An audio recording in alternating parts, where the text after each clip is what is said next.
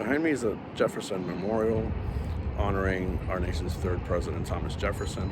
The building also honors philosophical and scientific movement that lasted from the 1600s to the 1700s, known as the Enlightenment. The Enlightenment really emerged in Europe, and it was a different way of viewing the world. For centuries, especially European society, had viewed religion and religious leaders as the defining features of how society should be structured and ordered.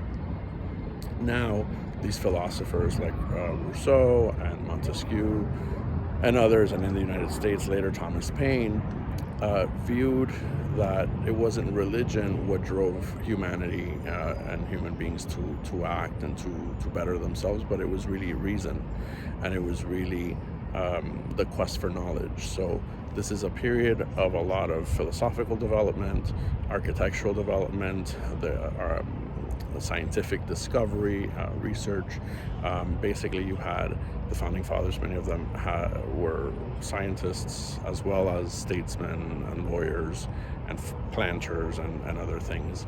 And they went back to the ideals of Rome and the classical era, and it was very much, you see the reflection of that influence in the building behind me, which is a replica of the Pantheon in Rome, which is a very iconic building.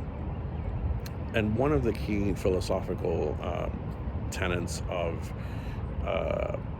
the Enlightenment in American politics in particular, and that it spread through the world, was the idea that it wasn't the elites, or it wasn't a monarch or a sovereign who really was the ruler over society and over citizens, but it was really the citizens themselves, the people, who had sovereignty, and so they should be able to decide their own future, and eventually it was decided that selection would take place through elections that were regularly held. So all these ideas that you find enshrined in the Declaration of Independence, in the U.S. Constitution, about liberty, about personal freedom, about rights, really come from the philosophers of the Enlightenment, who heavily influenced Thomas Jefferson and the rest of the founding fathers.